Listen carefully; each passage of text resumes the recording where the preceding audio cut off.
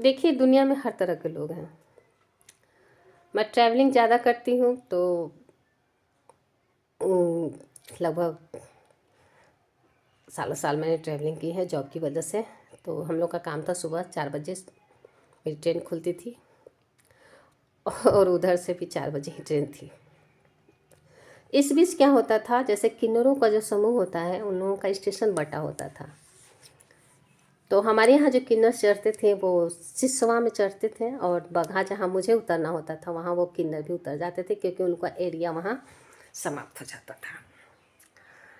एक दिन की बात है, किन्नर सब चढ़े और अपने स्टाइल में पैसा मांग रहे थे। मैं साड़ी पहने थी, अपना आंचल में अपना, क्योंकि उन लोगों का मांगने का तरीका थोड़ा बहुत गंदा होता है। बैठी थी। बगहा स्टेशन थोड़ा छोटा है, ट्रेन काफ़ी लंबी है। तो जब मुझे उतरने को हुआ तो गाड़ी प्लेटफॉर्म पे ना रह के उसका जो मेरा डब्बा था वो लाइन पे था, मेरे पास लगेज था। तो पहले किन्नर सब उतरी, पीछे से मैं सामान लेके उतरी, तो थोड़ा सा मुझे हिचकिचाहट हुई कि लाइन पे उतरना और पकड़ के इस तरह से।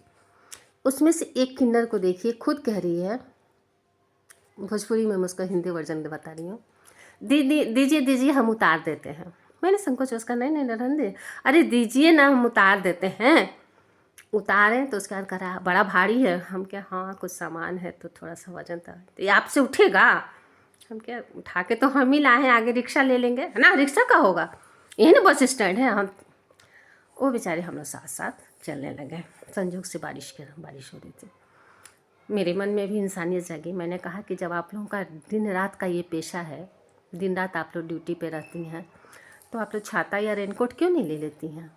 क्योंकि शरीर, अरे हम लोग को क्या होगा? हम क्या, नहीं ऐसा नहीं है, शरीर सबका है, बीमारी सबको होती है, और यही आपका रोजी रोटी है, तो आप लोगों को भी छाता और रेनकोट ले लेना चाहिए। वो मेरे बात से बहुत प्रभावित हुई। उसके बाद उसकी इंसानियत देखिए।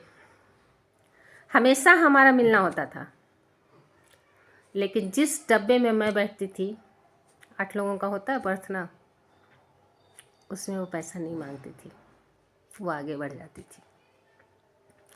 मुझे देख करके वो पैसा मांगना उसको थोड़ा सा वो लगता था कि इनके सामने इस वे में पैसा कैसे मांगे, तो वो आगे बढ़ जाती थी। एक बार बाज किया, 2 बार बाज किया, फिर मैंने कहा ये तो इसकी रोजी रोटी पे आ रहा है। तो एक आध बार मैंने क्या किया कि अपना साइड खिड़की के पास बैठी थी, तो मैं अपना मुँह ढक लिया इस तरह से। खुद ही करिए, कहाँ हो मैडम? हम क्या, हाँ काहे मुँह छिपाई हुई है? हम क्या, नहीं ऐसी बात नहीं है, आप मांगिए ना। ना ना, पूरा डिब्बा अपन है, कहते हुए अगर कोई दूसरा किन्नर भी मांगता था तो वो मेरे वाले डब्बे से पैसा नहीं मांगने देती थी। देखिए, ये एक बात है कि वो किन्नर है, वो थर्ड जेंडर है, लेकिन इंसान है, उसकी इंसानियत को समझिए। और मैं सफ़र छोड़ चुकी हूँ, लेकिन वो किन्नर आज भी मेरे दिमाग में है। मुझे उसकी इंसानियत पे बहुत ही लगता है कि हाँ, दुनिया में अभी भी इंसानियत ज़िंदा है। थर्ड जेंडर ही सही, लेकिन उसको भी कहीं ना कहीं केयर की ज़रूरत है, ताकि लोग उसको समझें, उसको भी जानें कि वो प्रकृति का मारा हुआ है, दिल का अच्छा है। तो मुझे लगा कि ये बातें मुझे आपसे लोगों से साझा करनी चाहिए, क्योंकि किन्नरों के प्रति थोड़ा हम लोग के मन में वो रहता है, लेकिन नहीं, सारे किन्नर एक जैसे नहीं होते, वो भी इंसान है।